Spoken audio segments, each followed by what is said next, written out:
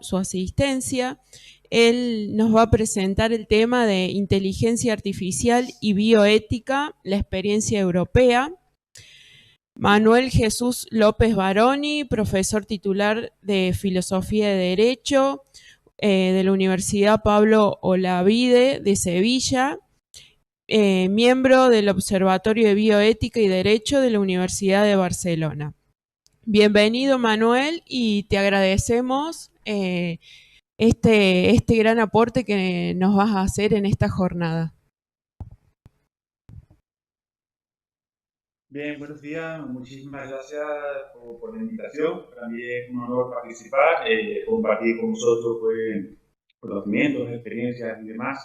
Me voy a centrar, voy a compartir un momento la pantalla. ¿Vale?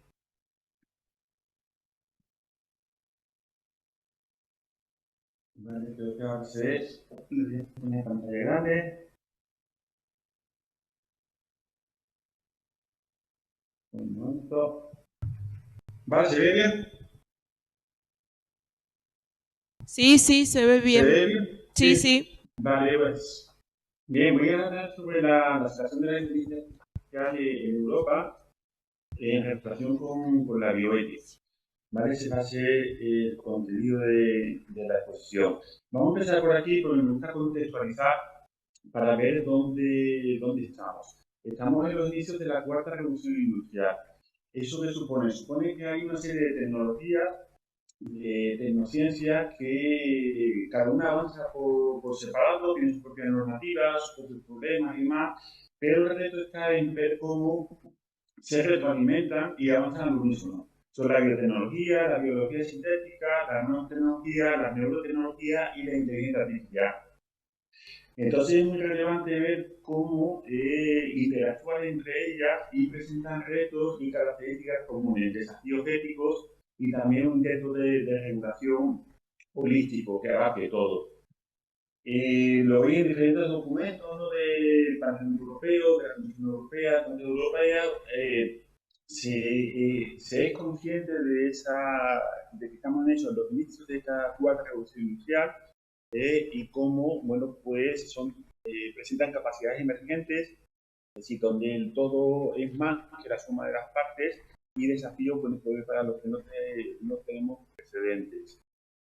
Por poner un punto de partida, estos dos documentos, uno es norteamericano del año 2003, que lo tenéis a vuestra izquierda, y que se replica el año siguiente en Europa, en lo que advierte justo de lo que os estoy comentando, cómo estas tecnologías, bueno, pues se retroalimentan entre ellas y a veces no es fácil saber dónde comienza una y dónde comienza la siguiente.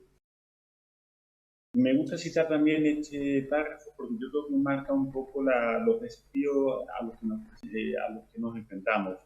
Que la emergencia de estas tecnologías está borrando las fronteras de la distinción entre la materia viva y la no viva, ¿vale? Y de hecho, no vamos a detallar esto, pero es así, es decir, las fronteras, por ejemplo, entre la curación y la mejora humana, las fronteras entre los animales y las cosas, los límites entre los animales y los propios seres humanos, entre la realidad y la ciencia ficción, cada vez nos cuesta más trabajo separar una de otra. Entonces, como límites que durante décadas o siglos hemos tenido nítidamente diferenciados, pues ahora cada vez se desdibujan y, bueno, pues presentan desafíos para los que hasta ahora pues no tenemos una normativa clara que sea capaz de acoger estos retos.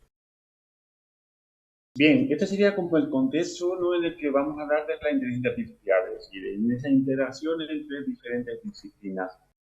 Ahora vamos a descender a ver qué es realmente una inteligencia artificial, a decir, qué diferencia hay entre un ordenador, un PC, un portátil y una inteligencia artificial.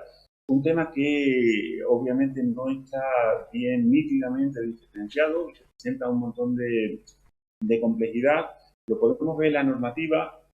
¿Vale? Si entramos en Europa, uno tenéis arriba en amarillo pues la normativa europea, pero hay también documentos interesantes de Alemania, Gran Bretaña, Estados Unidos, Latinoamérica y más, ¿no?, que tratan de acotar qué es una inteligencia artificial, qué diferencia tiene con respecto al pasado, y eso es muy importante para comprender los desafíos éticos y sobre todo para regularlo, para una regulación posterior. Por ejemplo, el informe alemán dice como si hubiera dos extremos. En un extremo está pues el presentar una inteligencia artificial de carácter antropomórfica, como si fuésemos nosotros, que piensa, interactúa, siente incluso, y en el otro extremo está, bueno, pues centrarnos pues, en características objetivas, parámetros objetivos como magnitudes mecánicas, eléctricas, magnéticas, etcétera. Es decir, como un amplio extremo de posibilidades en la que la normativa no trata de acotar claramente a qué nos enfrentamos. Entonces, este informe se planteaba si debemos utilizar pues, características humanas como pensar, conciencia, inteligencia, comunicación, etcétera, para definir la inteligencia humana o no, o deberíamos emplear otro tipo de vocabulario. Bien, a la hora de enfrentarnos a esto, a tratar de acotar el que la inteligencia artificial antes de descender a las cuestiones bioéticas, podemos ver como dos extremos. ¿Vale? Uno es el que ha cogido la Unión Europea y el Consejo de Europa, en el que remarca que la inteligencia artificial, bueno, pues es parcialmente autónoma. Me interesa esta palabra de expresión que tenéis ahí, máquinas, que la introdujo el Parlamento Europeo, que bueno, son máquinas. ¿Eso qué significa? Significa, uno, que no le tenemos que tener miedo, que nunca nos van a igualar, que son parcialmente autónomas, es decir, que estarán siempre bajo nuestro control y que lo máximo que pueden hacer son predicciones, de forma que no hay que temer a la inteligencia artificial y, bueno, son casi electrodomésticos más sofisticados como las lavadoras y demás, pero con un poco más de complejidad. Pero trata de ahuyentar esos miedos hacia la inteligencia artificial y remarcar que son máquinas, no son personas, nunca nos van a superar y mucho menos bueno, superar o igualar. ¿Vale? ¿Qué sucede? Sabéis que Gran Bretaña se salió de la Unión Europea hace poco tiempo, con lo cual esta normativa no le afecta. Entonces Gran Bretaña ha decidido no introducir ningún tipo de normativa sobre inteligencia artificial. ¿Por qué? Porque aspira a que las empresas de inteligencia artificial se sitúen en Gran Bretaña y desde allí, sin normativas, puedan regular, puedan ofrecer sus servicios a la Unión Europea, que es más restrictiva, como ahora veremos. De forma que Gran Bretaña dice, bueno, pues en vez de normativa vinculante, pues vamos a situar una serie de principios guías, sin grandes referencias, nos vamos a centrar en el uso de la inteligencia artificial, pero no en la tecnología misma. Y bueno, la IA, la inteligencia artificial es un ente inerte, no está vivo y está bien separado de lo que son las bio, ¿no? La biotecnología o las entidades vivas. Ahí está claramente expresado. ¿Qué sucede? Que la Unión Europea, por el contrario, bueno, pues admite dentro de una economía de mercado, es una capitalista, pero admite que su normativa establece ciertas restricciones a la libertad de empresa y la libertad de investigación en aras de proteger los derechos humanos, de potenciales riesgos, etcétera, etcétera. Entonces, digamos que en Europa está Gran Bretaña por un lado, muy avanzada tecnológicamente, que en mi opinión está a la par de Estados Unidos en el sentido de no regular las tecnologías que os he comentado al principio o regular la emisión mínima, priorizando la economía de mercado, mientras que la Unión Europea pues va más atrás a Estados Unidos y no digamos ya con respecto a China, pues con una normativa que dentro de una economía de mercado restringe la investigación y la libertad de empresas en aras de proteger derechos humanos y una cierta seguridad. ¿Qué sucede? Que Estados Unidos, Gran Bretaña, ya está pensando que se han equivocado, están dando un poco marcha atrás. El informe que he presentado es del año pasado y en pocos meses ya le están viendo que esto tiene riesgos, que no son lavadoras, que no son electrodomésticos, que tienen una cierta complejidad. Entonces, pues, por ejemplo, Escocia, que forma parte de Gran Bretaña, ya está creando normativas al menos para el sector público y se está replanteando que una normativa específica hará falta para este tipo de cuestiones. En el polo opuesto tenemos pues informes, documentos no de estados, pero sí de entidades internacionales relevantes como la UNESCO y muchos otros que sí hay una forma relevante que te dicen que ahí esta inteligencia artificial no son electrodomésticos, pueden desarrollar tareas cognitivas, pueden desarrollar capacidad de razonamiento, nos pueden reemplazar en tareas.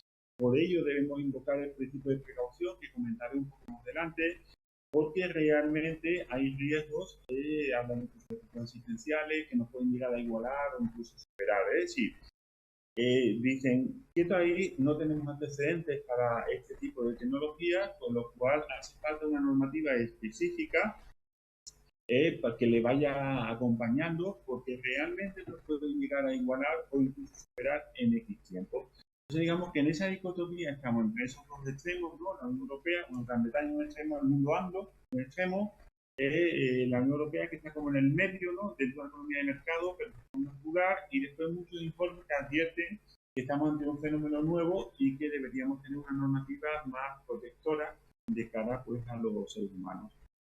Como veis, fijaos en la Carta de la UNESCO, de realidad replica otros documentos que también cito ahí, que a largo plazo estos sistemas de inteligencia artificial podrían disputar al ser humano el sentido especial de la experiencia.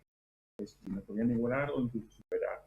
Entonces, en ese contexto es difícil hablar de inteligencia artificial, porque además esa retroalimentación que os comentaba al principio hace que los avances de inteligencia artificial repercutan en las disciplinas bio, pero a su mismo tiempo las disciplinas bio, digamos que ilustran o iluminan o permiten el avance en inteligencia artificial. Habría como tres extremos, estaría como la inteligencia artificial en el medio, la computación con material biológico en un extremo y la computación cuántica en el otro, que no voy a tratar, pero que debemos tener una idea de eso, de que realmente es complejo todo este tipo de escenario. Entonces, por ejemplo, la declaración de Berkeley, que es de noviembre del año pasado, es la primera que introduce la biotecnología dentro de la inteligencia artificial, porque se dan cuenta cómo se retroalimentan, y eso pues sí lo comentaremos. Bueno, muy bien. Como no os veo, no sé si tenéis alguna pregunta o algo así, porque no os veo ahora mismo, y algo así un poco solo, y la verdad que es un poco raro. Bueno, no sé, cualquier cosa, pues a través del micrófono me podéis hablar.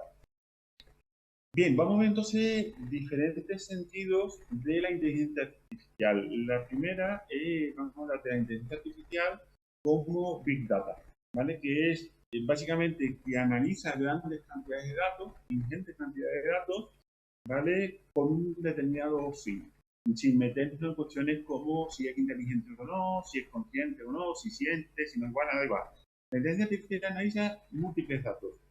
Y con esos datos, ¿qué es capaz de hacer? Es capaz de hacer predicciones, ¿vale? Entonces, lo relevante es que la inteligencia artificial es capaz de ver patrones donde los seres humanos solo vemos ruido.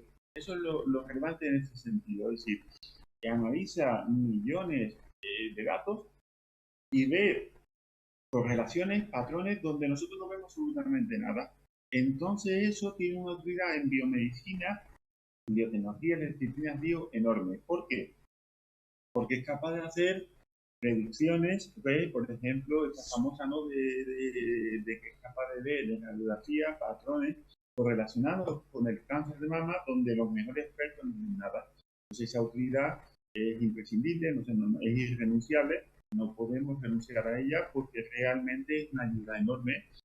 Aquí tenéis también informes diferentes de organismos europeos, de seguridad ocular, que dice el riesgo de enfermedad cardíaca, o hecha como la simple voz al hacer una llamada telefónica en Dinamarca, tiene un algoritmo capaz de predecir, bueno, pues esa persona le va a dar un infarto. Entonces esas predicciones son irrenunciables, lo que tenemos que hacer es aprender a manejarlas, crear los algoritmos adecuados, porque realmente predecir el infarto con 4 horas de antelación, porque bueno, pues supone un gran avance en la medicina personalizada, en la medicina predictiva y bajar los costes en sanidad pública enormes. ¿Qué sucede? Que también tiene sus limitaciones. ¿Por qué? Porque, como bien nos marcan en este informe de la ciencia española, dicen, mira, la principal limitación que tiene es que establece correlaciones, pero no analiza las causas, es decir, no nos dice el por qué, ¿vale? Entonces, la predicción es útil, pero los seres humanos necesitamos algo más, necesitamos ir más allá. ¿Por qué? Porque no nos conformamos con saber qué va a pasar, sino que queremos saber el por qué va a pasar. Y además, eso puede suponer una limitación, por ejemplo, a la hora de hacer políticas públicas, porque podemos saber qué va a pasar, pero no el por qué. Si no puedes saber el por qué, no puedes adoptar medidas adecuadas. Entonces, esa limitación es relevante, debemos tener en cuenta que lo que establece son correlaciones entre eventos, pero no nos va a explicar el por qué es así. Ahí sería la parte humana. Entonces es una limitación importante.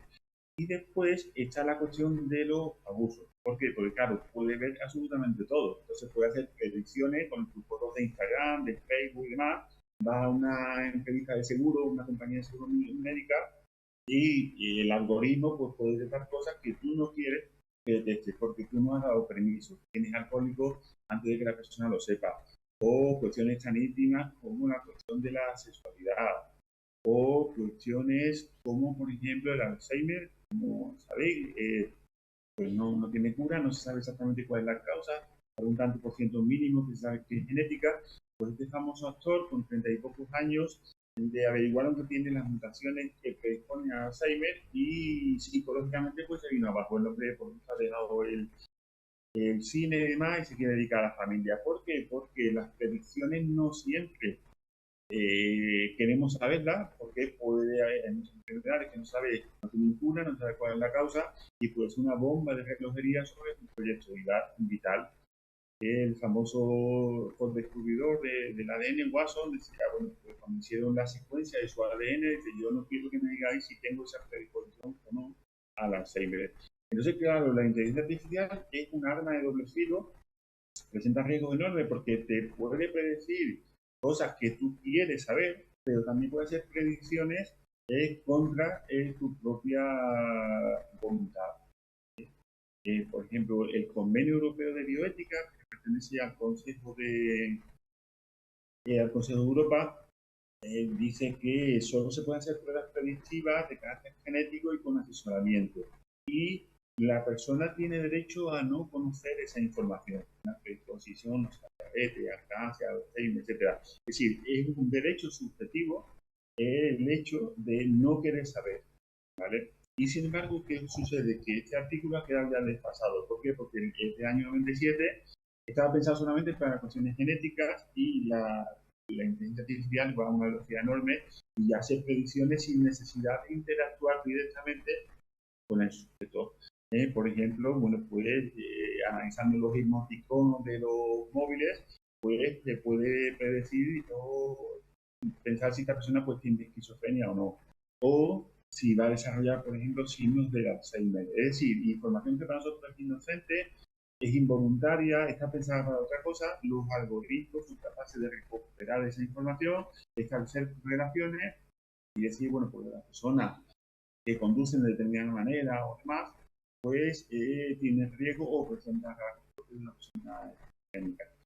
El reglamento de la Unión Europea sobre inteligencia artificial dice que este tipo de predicciones son de alto riesgo, de forma que tienen un control específico, un control humano y además autorizaciones previas, todas aquellas en las que se puede averiguar el estado emocional de una persona física o rasgos y características de la personalidad.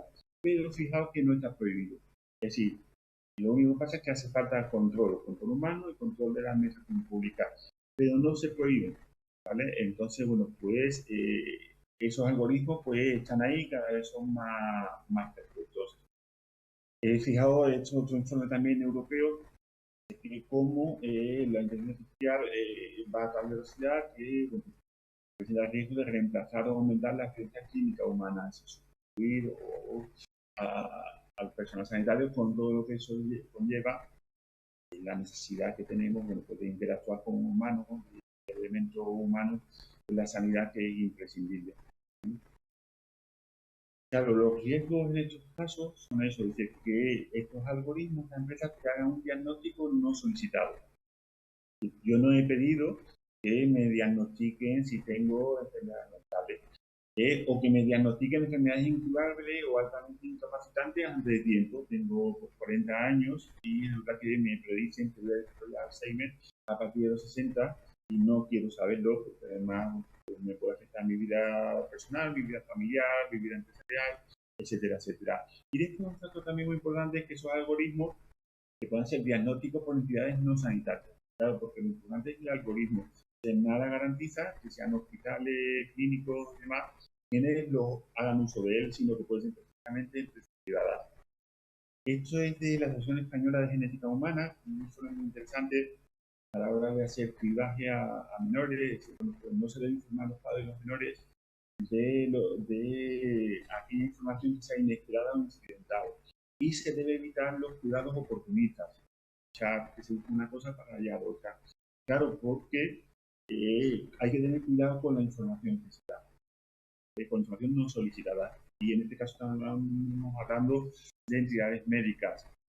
Esto es algo inventado por mí, ¿no? Pero pienso yo que imaginaos que la pizzería de tu barrio, bueno, pues recibe tu email, recibe tu correo electrónico, tus mensajes, tu tono de voz, etcétera, y si tiene un algoritmo adecuado sería capaz de hacer predicciones acerca de cuál es tu estado de salud.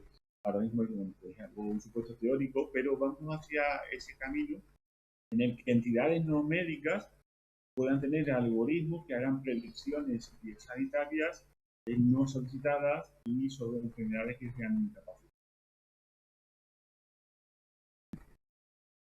Bien, un salto más es que cojas un embrión y utilices la inteligencia artificial para averiguar no enfermedades monogénicas, sino las enfermedades poligénicas, aquellas en que hay varios genes que interactúan y que no se sabe más cuáles son. Claro, en realidad venden humo porque muchas de estas enfermedades no se sabe qué genes las causan exactamente o qué rasgos están correlacionados con qué genes, pero aún así la gente está dispuesta a pagar por esta información, de forma que ya hay empresas que te venden que de un grupito de embriones, pues uno de ellos pues tiene un tanto por ciento más de posibilidad de tener más éxito en la vida, porque va a ser más inteligente, más alto, la piel más clarita, en un contexto racista, etcétera, etcétera. Es decir, aquí en Europa no existe eso, pero nos consta que en Estados Unidos ya esas empresas pues ya ofertan ese tipo de servicios en los que te venden tantos por ciento de probabilidad. El niño que tenías ahí abajo a la derecha es el primero que ha nacido con este tipo de cribaje, con este tipo de análisis poligénicos. Tenéis aquí diferentes artículos analizando pues, lo que estoy comentando.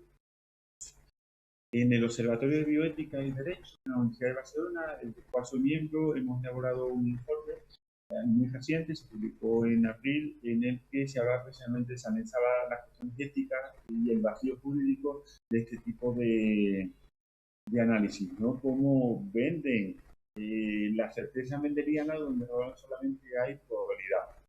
Cómo además los datos se están utilizando de bancos europeos con todo lo que eso conlleva de sesgo para organizar gente de otras zonas y como bueno, pues una forma de eugenesia neoliberal de forma encubierta, ¿no? En la que se vende una forma de selección te venden la idea de que tu embrión va a ser más inteligente, va a tener más éxito en la vida, etcétera, etcétera.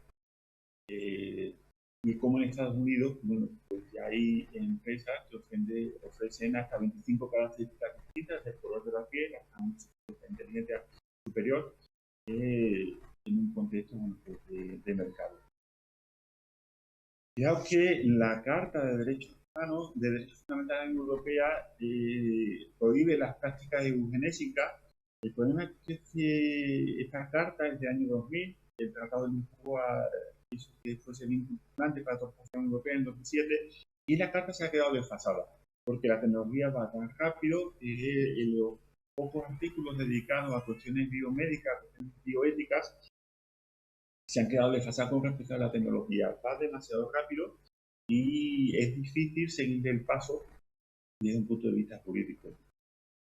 Una vuelta de tuerca es esta, por ejemplo, los Chart, un famoso genetista, en el que venden como los embriones deberían tener incorporado mutaciones que son naturales, pero son mutaciones individuales. Si un niño tiene, una persona tiene mayor predisposición, los huesos son más duros, o tienen menor predisposición a la diabetes, o menor predisposición a no sé qué. Entonces se han cogido todos esos rasgos, son unos 10 o 12, mutaciones naturales, no artificiales, y aspiran a introducirlas dentro de un embrión, de forma que sea un superembrión conflicto con la técnica de edición genómica. En ese contexto en el que se mueve la edición genómica, o este proyecto en el que se pretende crear un genoma humano sintético, que sería, dicho de una forma burda, pero bueno, como un Lego, ¿no? Coges nucleótidos, los vas enlazando y tienes genes. Continúa y tienes cromosomas, continúa y tienes 23 pares de cromosomas. más. ¿Qué sucede? Que en ese caso tendrías una célula totipotente que en teoría, si la introdujeras, la traspasaras a una mujer, tendrías un ser humano diseñado íntegramente en un laboratorio. ¿Vale? Es un proyecto técnicamente que se sepa no se ha conseguido, tampoco se sabe si se puede conseguir, pero bueno, te dice un poco la idea o por dónde van los tiros, ¿no? Fijaos que la Carta de Derechos Fundamentales de la Unión Europea prohíbe que el ser humano, parte del mismo, se convierta en objeto de lucro. ¿Qué sucede? Que esto, bueno, pues este tipo de objetivos estarían prohibidos en el contexto de la Unión Europea, pero a escala mundial pues no hay normativa.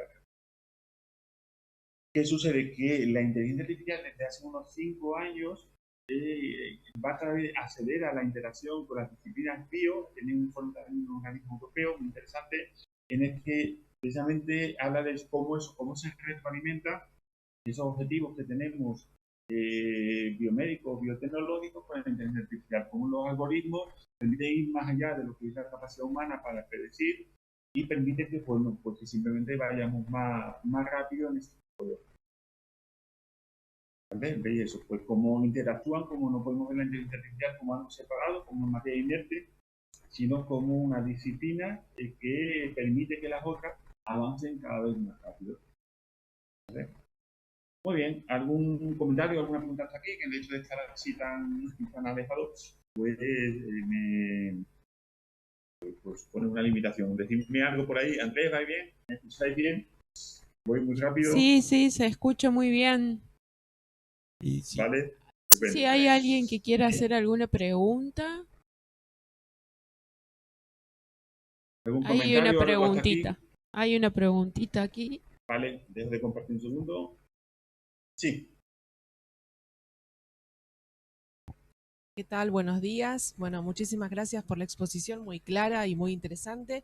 Mi pregunta tiene que ver con cómo vamos a frenar de alguna manera a futuro el tráfico, digamos, de información tan sensible, porque ya lo doy por hecho, me parece, como este tipo de información es tan sensible y es tan, digamos, propensa a que a futuro se utilice para otros fines.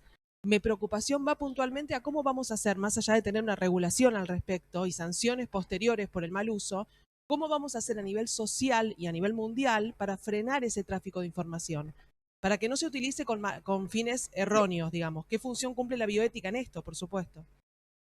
Sí, yo, aunque lo comentaré un poco más adelante, yo estoy a favor de, lo ideal sería un convenio a escala mundial, pero eso es una utopía, es imposible, es inviable, con el acuerdo a China, Estados Unidos, Rusia. Entonces, yo estoy a favor de convenios regionales, por ejemplo, un convenio europeo de bioética, un convenio iberoamericano de bioética, quizá el mundo islámico, porque al final consigues que te sirvan como de punto de referencia a la hora de la legislación nacional. Regular esto a nivel nacional es absurdo, con los aviones cambias de país enseguida y buscas aquel cuya legislación sea más favorable a cualquier tecnología. O sea, al menos que haya convenios de carácter regional que permita a los tribunales pues, utilizarlo como principios generales del derecho, si no está uno vinculado jurídicamente, como punto de referencia para poder afrontar todos estos retos. Porque no veo otra vía. Es lo que lo comentaré un poquito más adelante. Muchas Bien, ¿alguna más por gracias. ahí? No sé si hay alguna otra pregunta. No, ninguna. Seguimos.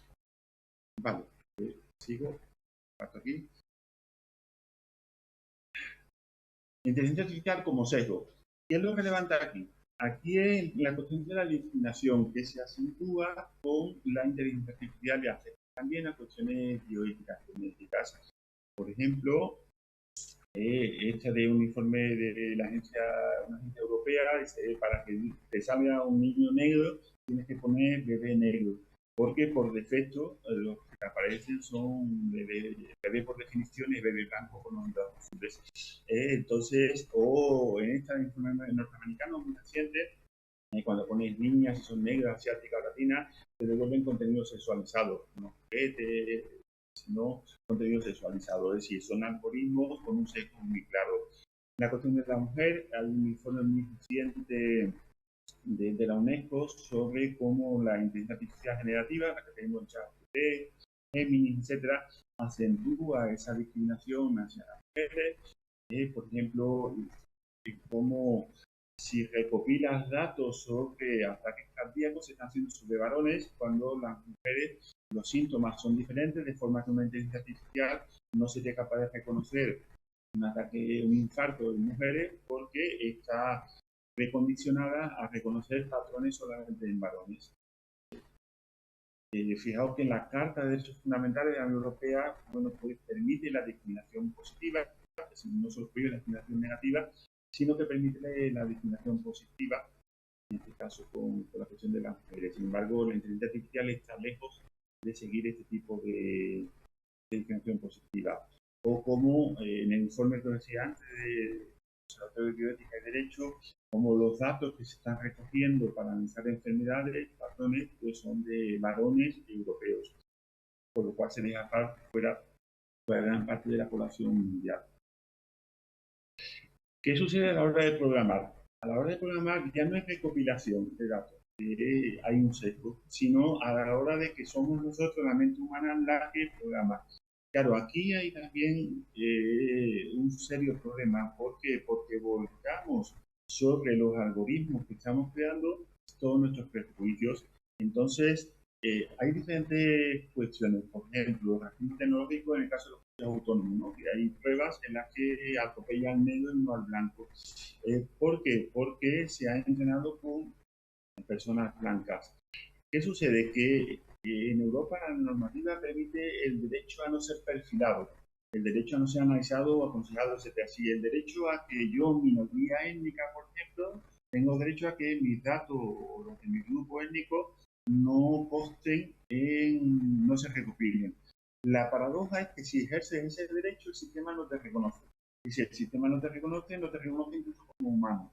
Por lo cual se puede dar caso de que el coche te atropelle porque la persona de la minoría étnica no está reconocida como ser humano, ¿vale? O a la hora de infarto, de enfermedades, etcétera, etcétera, si la minoría étnica tiene mutaciones específicas que hacen que tengan enfermedades por encima de la media, pues eso no está reconocido por parte del sistema, con lo cual tiene esa paradoja, o todos o ninguno, porque si solo son unos cuantos, el sistema lo discrimina, y los que se quedan fuera tienen riesgo, por lo cual ese derecho, el derecho subjetivo a no ser analizado, es un derecho que nace muerto, porque si lo ejerces, pues puede tener graves riesgos para ti. El famoso experimento moral, ¿no? de los coches autónomos que dentro de poco estarán en la carretera. Se cruza la abuelita con los dos ancianos, aquí en atropellas. ¿Vale? Entonces, tienes que programar, tienes que dar una solución en milésimas de segundo. ¿Qué paradigma ideológico utilizamos? Podemos utilizar, por ejemplo, un paradigma ideológico liberal, que es de economía de mercado, es simplemente de lo que están usando, quién cuesta menos, ¿vale? La abuelita, los dos niños, yo o mi mujer que va a ir conmigo. Es decir, a la hora de seleccionar quién atropella o quién muere, el sistema rápidamente tendría que ver cuál es a coste de mercado el que cuesta más barato para el sistema. Entonces, el algoritmo procesaría infinidad de datos en milésimas de segundo para tomar una decisión desde un punto de vista de un sistema de economía de mercado.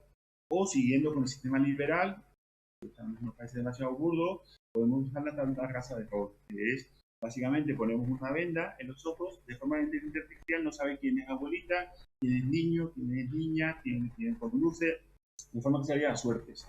¿Vale? O sea, en última instancia, en una decisión de vida o muerte, el algoritmo elija suertes a uno de ellos para no tener que posicionarse. Estos son sesgos liberales. Podríamos utilizar sesgos socialdemócratas, por ejemplo, donde entendería la discriminación positiva, o sesgos neoconservadores. ¿A dónde os quiero llevar? A que cuando programas, utilizas sesgos ideológicos, ¿vale? Como decía Gadamer, un filósofo de la hermenéutica, aunque en otro contexto, no en este, pero decía, la idea de que el ser humano puede no tener prejuicio es un prejuicio en sí mismo, que viene de la ilustración. Dicho de otra forma, cuando escribes un algoritmo, vuelcas sobre ese algoritmo tus sesgos ideológicos, tus sesgos cultural, tus sesgos religiosos, etc. Con lo cual es imposible no tener sesgos, es decir, hay que elegir. Y elegir es molesto. Es como si le preguntas al informático, ¿usted qué? ¿Usted es liberal, neoliberal, marxista, conservador, ¿qué religión tiene usted? ¿Vale? Son preguntas muy incómodas, pero resulta que el informático va a volcar en el algoritmo todo este tipo de cuestiones, de forma consciente o de forma inconsciente. Por eso es tan molesto hablar de esto. Muy bien. Bien, aquí, bueno, si no pueden interrumpir por ahí. Inteligencia artificial como cuestión bio, ¿vale? La intersección entre la cuestión biotecnológica y la inteligencia artificial. ¿Qué tenemos aquí? Por ejemplo, el algoritmo de la predicción de las proteínas, que es AlphaFold, que es un algoritmo que digamos que durante décadas, vosotros, bueno, sois sanitarios la mayoría y conocéis mejor de matemática, durante décadas hemos podido predecir la estructura tridimensional de las proteínas de unas 100.000. Lo ideal sería de el mayor número posible porque podría conocer las fundaciones que se disponen de enfermedades, etc. ¿Qué sucede? Que Google ha conseguido una inteligencia artificial que en muy poco tiempo, en 2 años, ha conseguido predecir la estructura tridimensional de las proteínas a partir de la secuencia de los aminoácidos de cerca de 200 millones de proteínas. ¿Qué sucede? Que las esperanzas son enormes porque podría continuar, sabéis que el número de combinaciones es enorme, escapa de nuestra imaginación, pero eso es un tesoro, ¿vale? Porque, como bien dice y no exagera, lo cambia absolutamente todo, ¿vale? Porque esa capacidad predictiva podría cambiar la historia de la sanidad.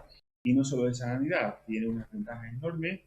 Este es AlphaFold 3, que es de abril o de diciembre del 2023, es un salto mayor todavía. Entonces, bueno, pues se puede utilizar para predicción de enfermedades, no solo, sino también podría crear enzimas para capturar, por ejemplo, el CO2 de la atmósfera, para la energía, etcétera, etcétera. Es decir, es realmente un avance científico irrenunciable.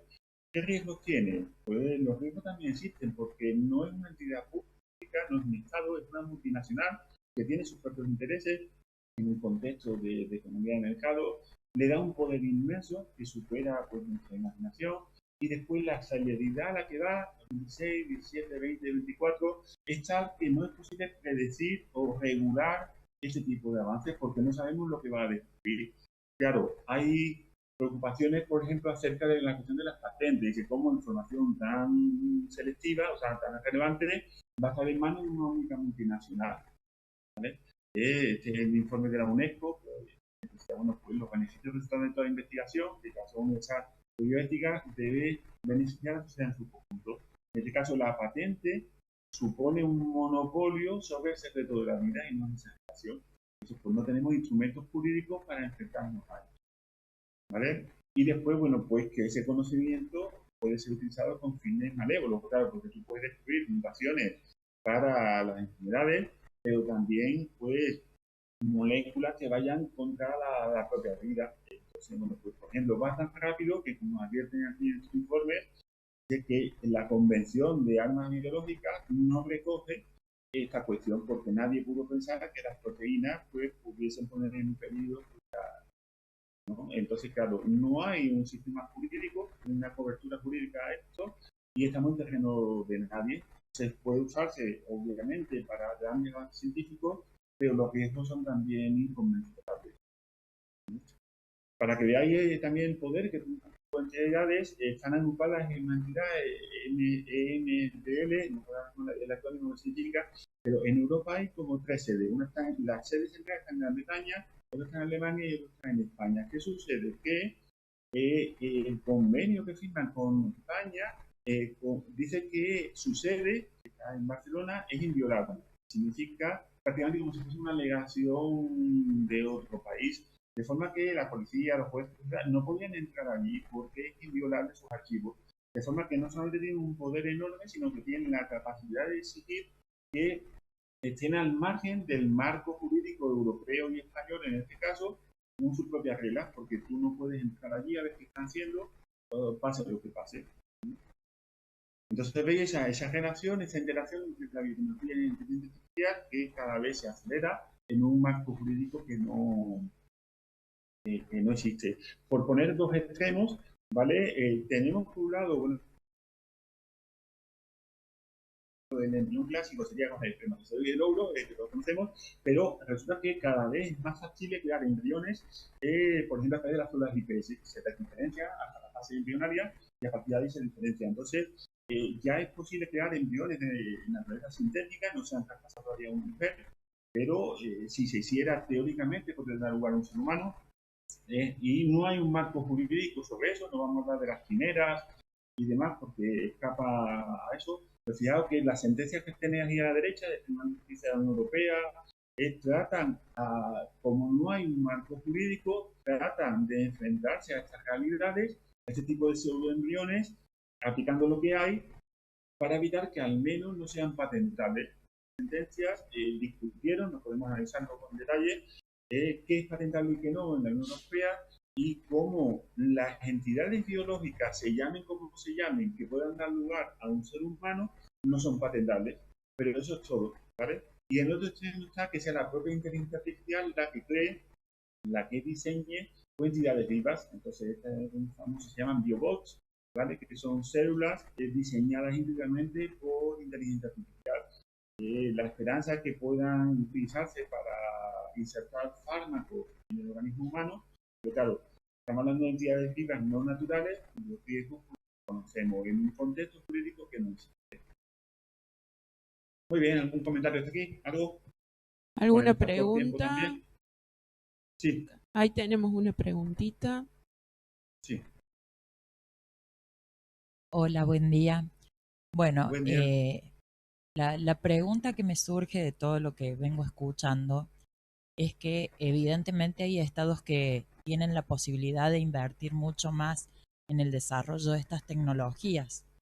Entonces me pregunto, en estados como el nuestro, como Argentina, donde no tiene esa capacidad de inversión, tendríamos que replantearnos, y todos los estados que están en esa situación, la forma de educar más desde la etapa escolar hasta la profesional en materias que tengan que ver con el desarrollo tecnológico para de alguna manera amortiguar todo este avance tan acelerado y a gran escala que está teniendo el avance de la inteligencia artificial.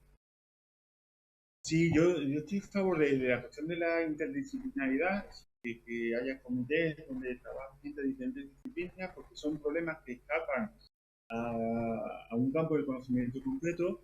Y después es importante también el tema de la formación. Yo estoy en contra de la tecnofobia. Mucha gente identifica la bioética, la ética, con el rechazo a la tecnología. Nosotros estamos completamente al margen de eso. O sea, la tecnología lo que hay que hacer es encauzarla adecuadamente, regularla para que no se nos escape de las manos. Pero muchas veces hay miedos donde realmente no hay problemas, por ejemplo, por los organismos modificados genéticamente, que necesitaríamos mucho tiempo hablar, y muchas veces hay desconocimiento donde realmente sí que están los problemas. Entonces hay que hacer como un esfuerzo de interdisciplinaridad, analizar los problemas no desde la biotecnología, la medicina solo o del derecho, sino de forma interdisciplinar y después informar a la sociedad de qué está pasando, dónde están los problemas y dónde no están. Yo creo que sí, que hay que hacer un esfuerzo en bioética por ese tipo de información. Huir de la tecnofobia, del miedo irracional a la tecnología y también de las tecnotopías, ¿no? Que las tecnologías van a resolver la cuestión humana, los problemas humanos, los problemas sociales, las desigualdades. Hay que buscar un camino intermedio, interdisciplinar, para formar e informar a la sociedad de hecho de que estamos en medio de la cuarta revolución industrial y no nos podemos quedar atrás. ¿Vale? Gracias, Manuel. No sé si hay alguna otra pregunta.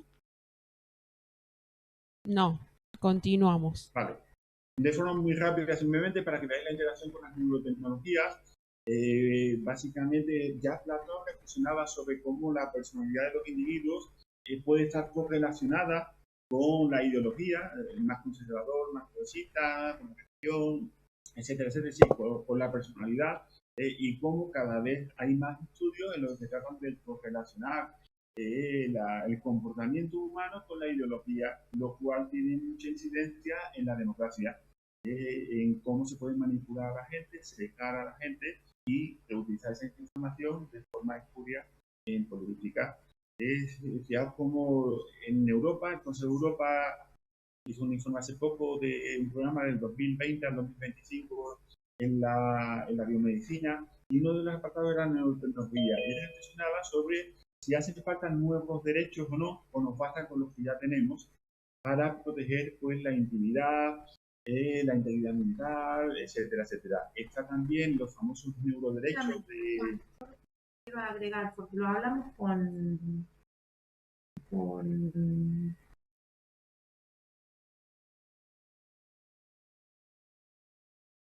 Sí, disculpa. Decía No, que no, continúe. Vale, continúo. Vale. Eso con los derechos de los neuroderechos. Uno de ellos que ha pasado desapercibido el tema de la neuromejora.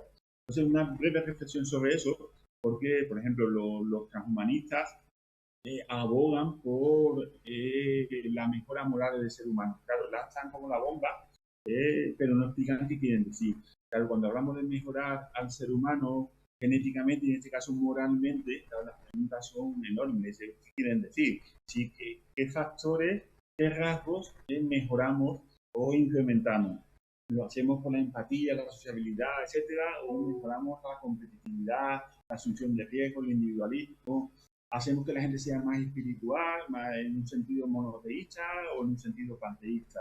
¿O los hacemos más materialistas, más ateos, más positivistas, etcétera? Es decir, se maneja este tipo de juegos sin saber muy bien lo que quieren decir. Actualmente la tecnología no permite ese tipo de intervenciones, pero está ahí sobrevuela, ¿no? Con que al ser humano hay que mejorarlo, pero nos dicen qué rasgos, en este caso neuronales, hay que mejorar. En este contexto aparece la famosa prueba P300, por ejemplo en España, es como un casco gigantesco, ¿no? Que interpreta las radiaciones que emite el ser humano. Entonces en España se ha aplicado una única vez y se anuló porque no hubo consentimiento, no porque la prueba sea nula. Me interesa la reflexión del tribunal. Yo no puedo ver mi propia pantalla entera. Dice, indaga el pensamiento del sujeto sin que éste tenga la posibilidad de controlar, del control consciente que impida resultados. Es decir, a diferencia de otro tipo de pruebas. Es decir, con esa prueba se puede extraer información que únicamente se halla en el cerebro del sujeto. Y ahora la reflexión que hace el tribunal anula la prueba no porque sea nula en nuestro derecho, sino porque no había consentimiento suficiente del sujeto. Claro, el interrogante hasta qué punto esas ondas, se llaman ondas P300, de ahí viene, son interpretables por ese tipo de casco, ¿no? Y en qué medida la inteligencia artificial puede retroalimentarlo. Para que veáis el salto, el reglamento europeo sobre inteligencia artificial permite emplear polígrafos y herramientas similares para el control de la inmigración. En teoría, en la prueba P300 se podría utilizar para el control de la inmigración y para ir más allá incluso. Entonces, claro, hay unos riesgos ahí enormes y una ausencia de conciencia de que estas cosas ya están en marcha y se pueden ir haciendo. Bien, continúo. Después dejaremos un tiempo para preguntas y me avisáis también con el tiempo, que aquí no tengo yo suficiente control. Inteligencia artificial como caja negra. ¿Qué me interesa aquí plantear? La cuestión siguiente. Fijaos, en los años 90, los que tenemos más edad, recordamos cómo le ganaron al Kasparov jugando al ajedrez, Deep Blue, ¿no? Y se nos hundió el mundo, ¿no? Porque nos ganaba una inteligencia artificial, pero se dijo no pasa nada porque al Go es un juego chino de inteligencia donde hace falta habilidades, emoción, creatividad, no nos van a ganar nunca. Y en el año 2016, hace poco, AlphaGo le ganó al campeón chino de Go por 4-1.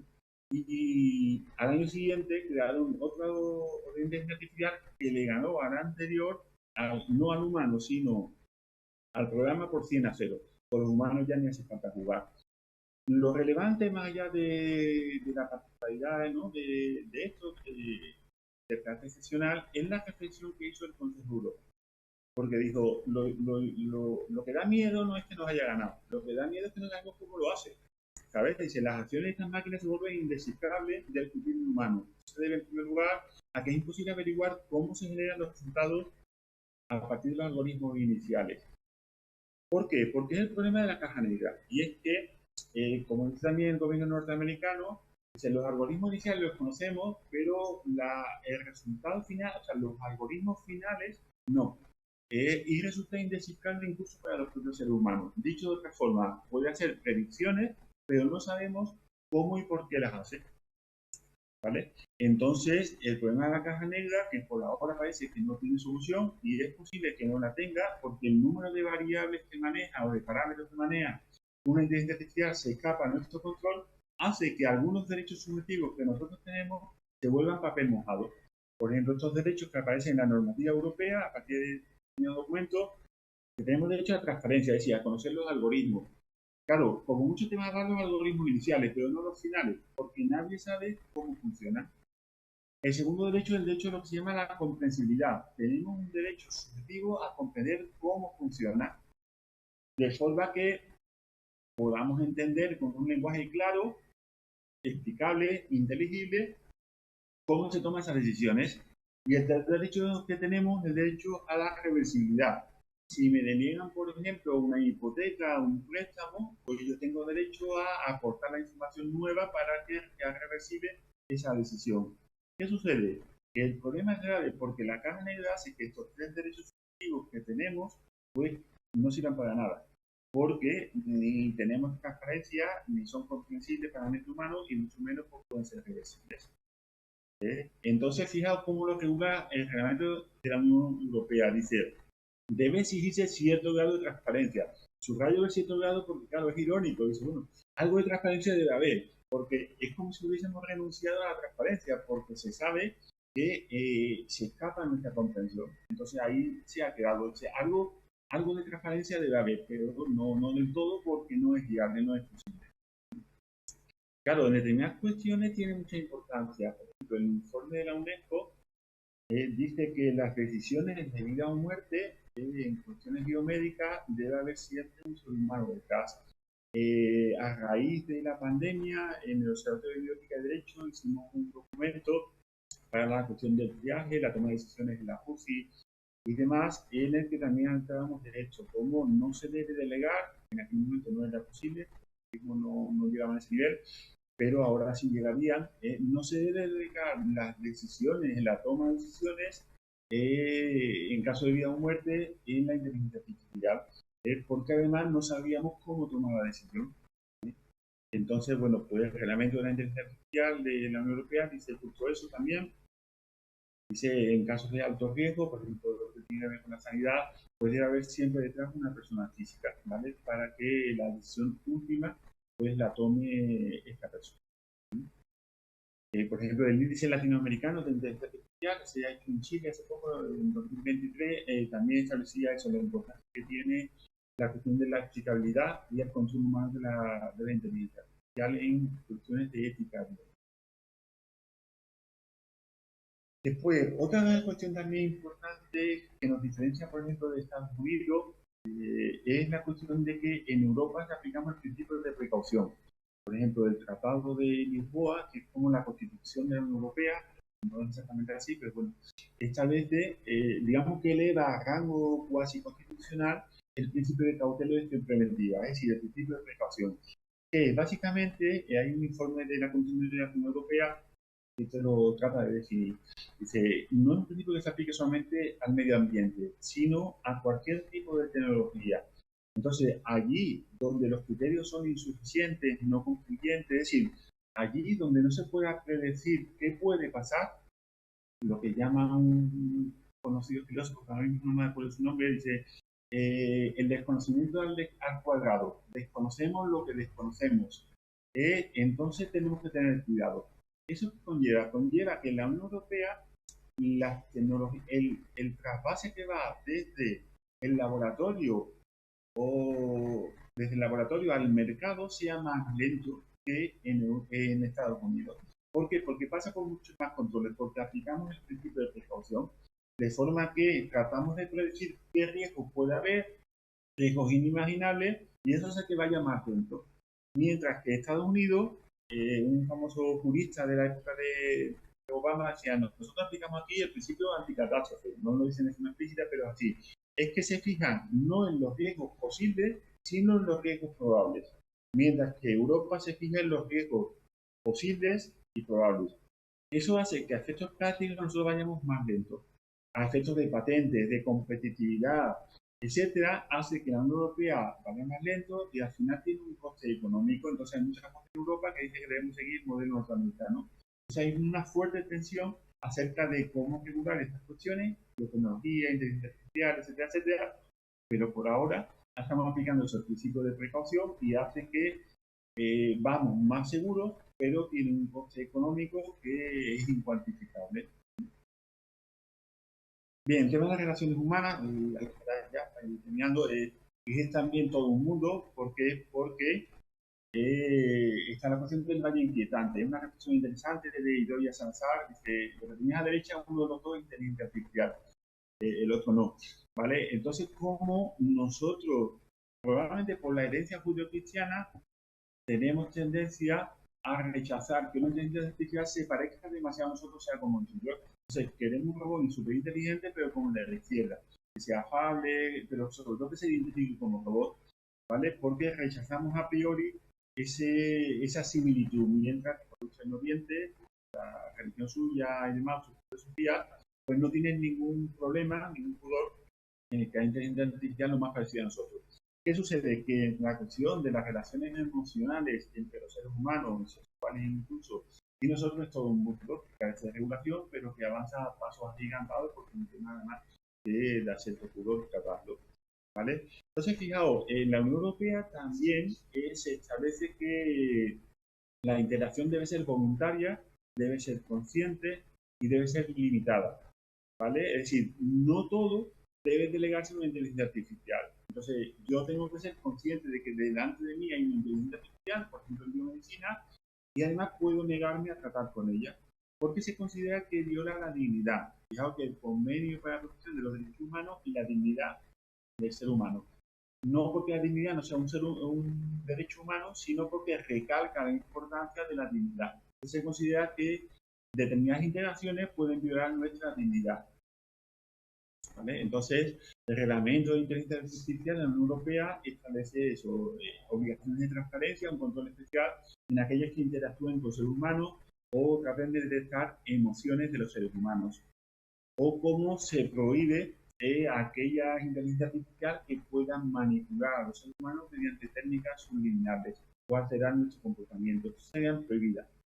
Ya como hay tres categorías de inteligencia artificial, las que presentan riesgo bajo, ¿vale? Que son la mayoría, las de riesgo inaceptable, que son estas de la manipulación sustancial, las del carnet social, junto a los ciudadanos, y las de alto riesgo. Las de sanidad entrarían aquí en alto riesgo. Y básicamente se permiten, pero hay controles específicos sobre ellas. ¿Vale? Y bueno, pues los riesgos de eso, como en la Unión Europea se ha sancionado a Meta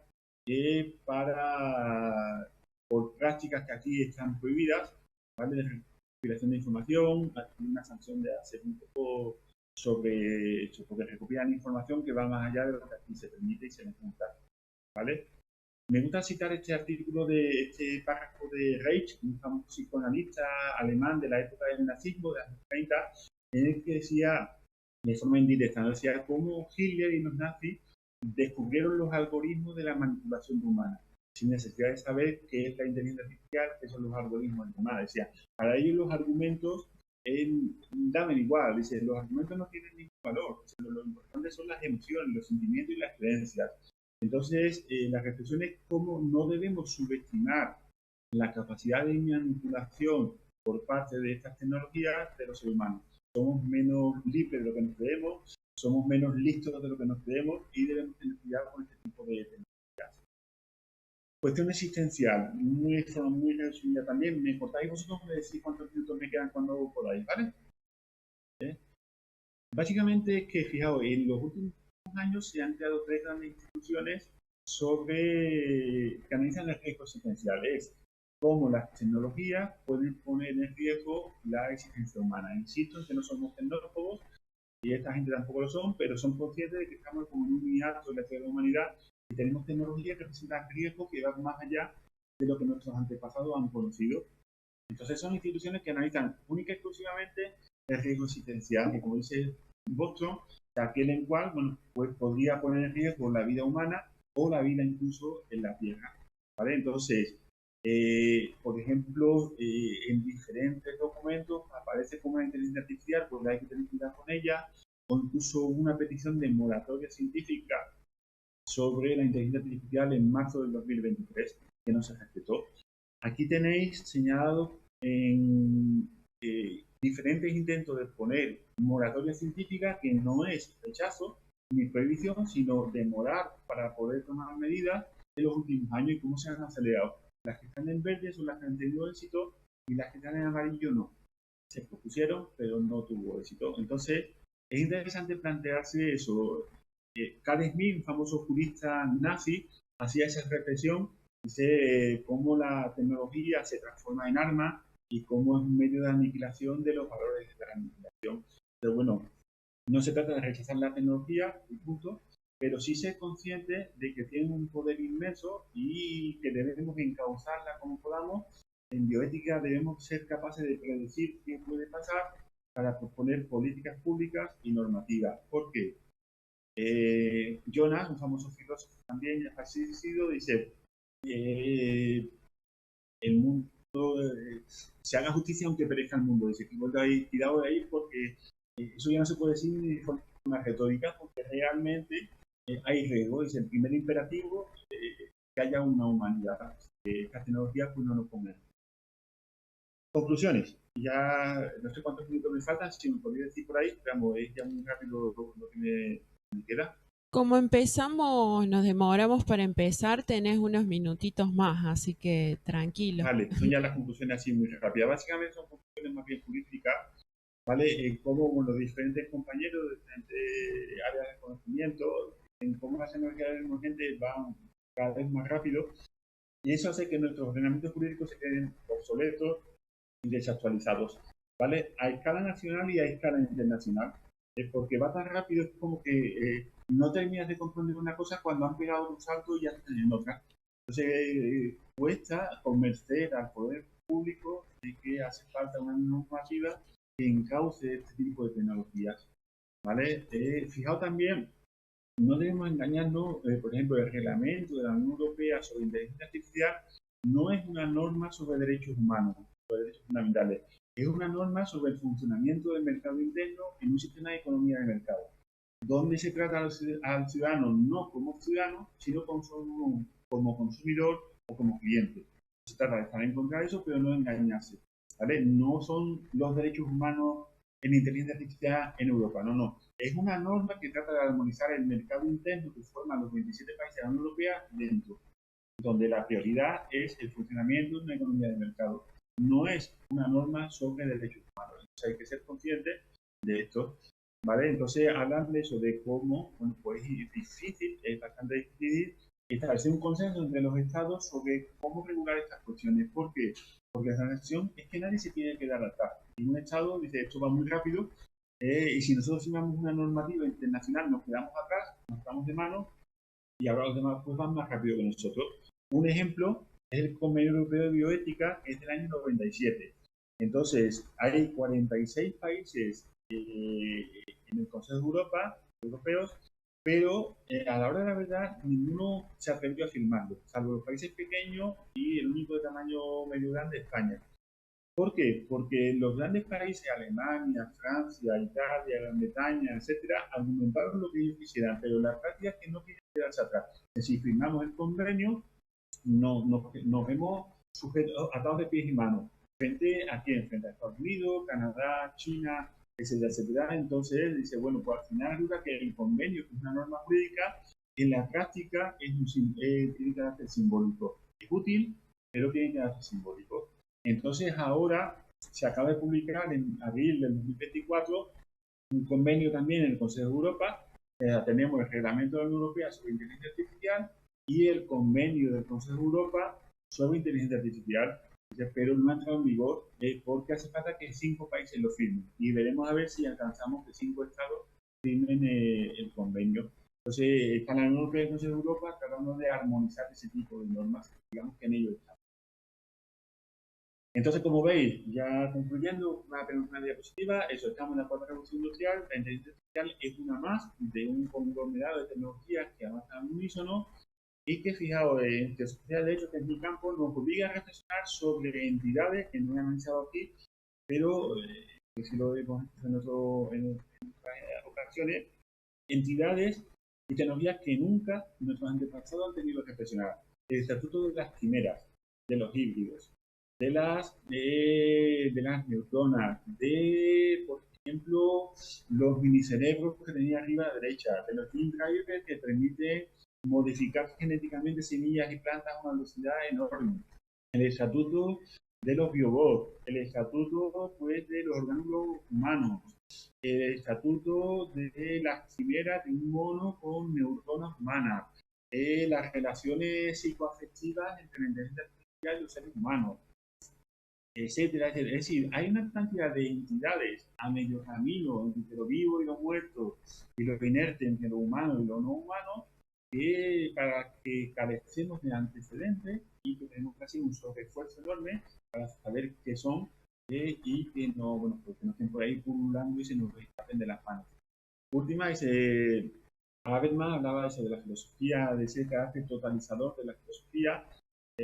Yo pensaba, digo, bueno, reformulando la función del famoso filósofo del derecho italiano, Bobbio, que tenemos que buscar que estas tecnologías nos respeten como seres humanos, que no se empleen de forma espuria por el poder y que no desemboquen en escenarios distópicos. Y bueno, pues nada, muchísimas gracias por la atención, me habría encantado estar allí presencialmente, por la interacción, pero bueno, la distancia internet también nos permite este tipo de intervención. Ahora, las preguntas que podáis tener o los comentarios que veáis vosotros. Muchísimas gracias.